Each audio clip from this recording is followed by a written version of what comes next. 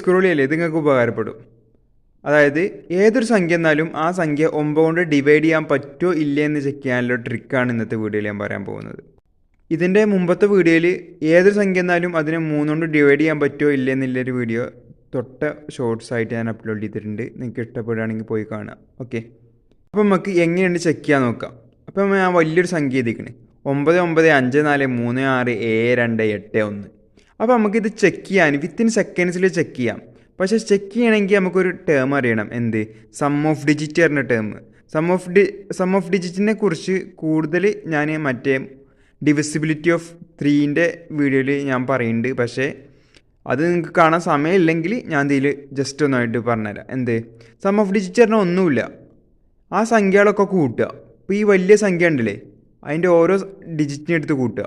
അതിൻ്റെ അടിയിൽ എഴുതിക്കണം some of digit എങ്ങനെ കാണുക. അപ്പോൾ ഇതിൻ്റെ 9 + 9 + 5 + 4 + 3 + 6 + 7 + 2 + 8 + 1 ഇതൊക്കെ പാടെ കൂട്ടണം.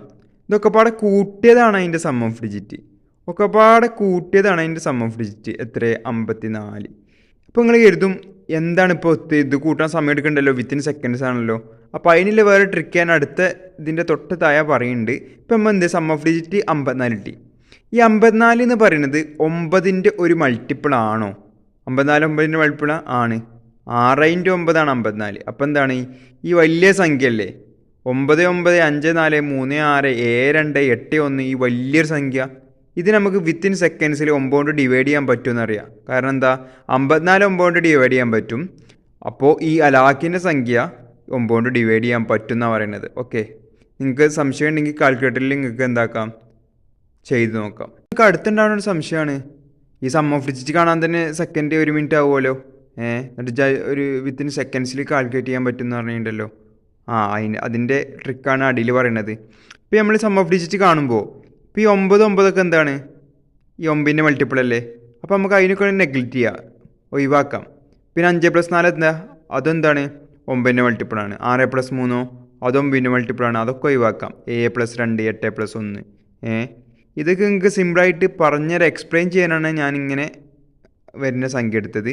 ഇനി ബാക്കിയുള്ള സംഖ്യ മാത്രം കൂട്ടിയിട്ട് അത് 9ൻ്റെ മൾട്ടിപ്പിളാണോ അല്ലേ നോക്കിയാൽ മതി. പിന്നെ ഇതിൽ എക്സ്ട്രാ ഒരു 7ഉം ഒരു 5ഉം വന്ന് കരുതിക്കോ. 7ഉം 5ഉം കൂട്ടി എത്ര കിട്ടുക? 12 കിട്ടുക. 12 9ൻ്റെ മൾട്ടിപ്പിളാണോ? അല്ല. അപ്പോൾ എന്താണ് ഈ സംഖ്യ 9 കൊണ്ട് ഡിവൈഡ് ചെയ്യാൻ പറ്റില്ല, എക്സ്ട്രാ വന്ന സംഖ്യ. ഇപ്പോൾ ഈ വീഡിയോയിൽ കാണിച്ച സംഖ്യ എന്താണ്? 9 കൊണ്ട് കറക്റ്റ് ഡിവിസിബിളാണ്. ഓക്കെ, അപ്പോൾ അടുത്ത വീഡിയോയിലായിട്ട് വീണ്ടും കാണാം. ഇനി വേറെ കാര്യമുണ്ട്, ഈ 9 3 ഇല്ലേ, അതിൻ്റെ ഡിവിസിബിലിറ്റി ചെക്ക് ചെയ്യാനുള്ള പ്രൊസീജിയർ ഏകദേശം സെയിമാണ്. അതാണ്